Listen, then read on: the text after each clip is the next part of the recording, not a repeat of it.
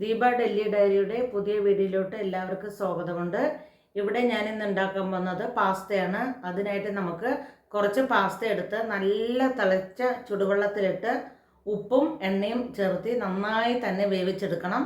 വേവിച്ചെടുത്തതിന് ശേഷം നമ്മൾ അത് ഊറ്റിയെടുക്കണം. ഊറ്റിയെടുത്ത് ഞാൻ കാണിച്ചു തരാം.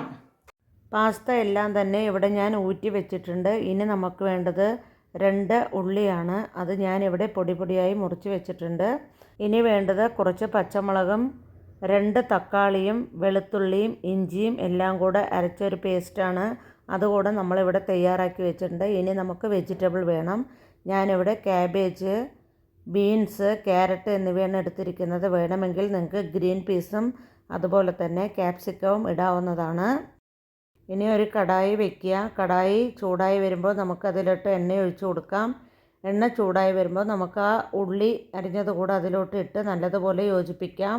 ഉള്ളി നന്നായി വാട്ടിയതിന് ശേഷം നമുക്ക് ഈ പേസ്റ്റ് കൂടെ ചേർത്ത് കൊടുക്കാവുന്നതാണ്. ഇതിൽ വെളുത്തുള്ളി, ഇഞ്ചി, 2 തക്കാളി എല്ലാം തന്നെ ഇട്ടിട്ടുണ്ട്. അതെല്ലാം കൂടെ പച്ചമുളകുണ്ട് എല്ലാം കൂടെ നല്ലതുപോലെ മുകളിൽ എണ്ണ തെളിഞ്ഞ് വരുന്നത് വരെ നമുക്ക് ഇളക്കി കൊടുത്ത് വഴറ്റിയെടുക്കാം. ഇനി നമുക്ക് അതിലോട്ട് മുളക് പൊടി കൂടെ ചേർത്തി കൊടുക്കാം. ഇനി നമുക്കതിലോട്ട് മഞ്ഞൾപ്പൊടി കൂടെ ഞാൻ ചേർത്തി കൊടുക്കുന്നുണ്ട്. നല്ലതുപോലെ ഇളക്കി യോജിപ്പിക്കാം. പച്ചമണം മാറിയതിന് ശേഷം നമുക്ക് ക്യാരറ്റും ബീൻസും ഇട്ട് കൊടുക്കാം. അത് നല്ലതുപോലെ ഇളക്കി യോജിപ്പിക്കുന്നുണ്ട്.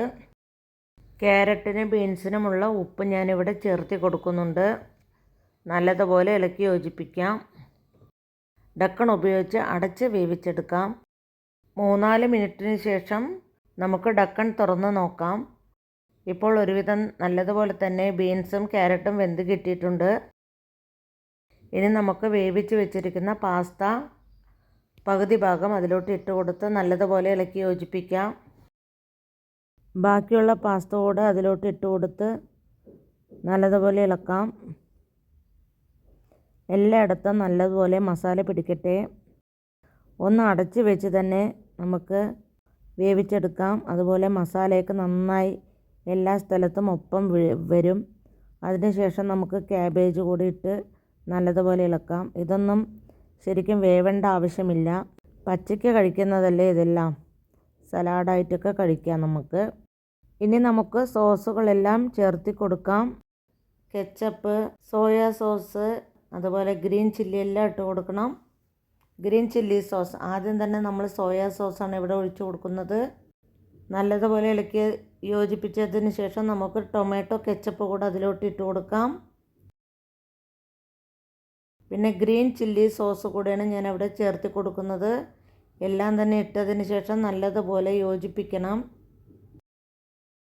ഞാനിവിടെ 1/2 സ്പൂണോളം കുരുമുളക് പൊടി ചേർക്കുന്നുണ്ട്. നല്ലതുപോലെ ഇളക്കി യോജിപ്പിക്കാം. ഇവിടെ കുട്ടികൾക്കൊന്നും എരിവ് വലിയ പ്രശ്നമില്ലാത്തതുകൊണ്ട് ചേർത്തുന്നുണ്ട്. നല്ലതുപോലെ ഇളക്കി യോജിപ്പിച്ചതിന് ശേഷം ഒരു 3-4 മിനിറ്റ് നേരം അടച്ചു വയ്ക്കാം. അപ്പോഴേക്കും തന്നെ എല്ലായിടത്തും മസാലകളൊക്കെ നന്നായി പിടിച്ചു വരികയും ചെയ്യും. നല്ലതുപോലെ തുറന്നതിന് ശേഷം ഇളക്കി യോജിപ്പിക്കാം നമുക്ക്. ഇനി കുറച്ച് മല്ലിയില കൂടി തൂവി കൊടുത്ത് നമുക്ക് നല്ലതുപോലെ ഗാർണിഷ് ചെയ്തെടുക്കാം. മല്ലിയില ഇട്ടാൽ നല്ല രുചിയുമായിരിക്കും. ഇപ്പോൾ നമ്മുടെ പാസ്ത റെഡിയാണ്. എല്ലാവരും തീർച്ചയായും ട്രൈ ചെയ്ത് നോക്കണം. വീഡിയോ ഇഷ്ടമായെങ്കിൽ ചാനൽ സബ് ചെയ്യാനും ഷെയർ ചെയ്യാനും ലൈക്ക് ചെയ്യാനും ഹൈപ്പ് കൂടെ ചെയ്യാനും മറക്കരുത് കൂട്ടുകാരെ.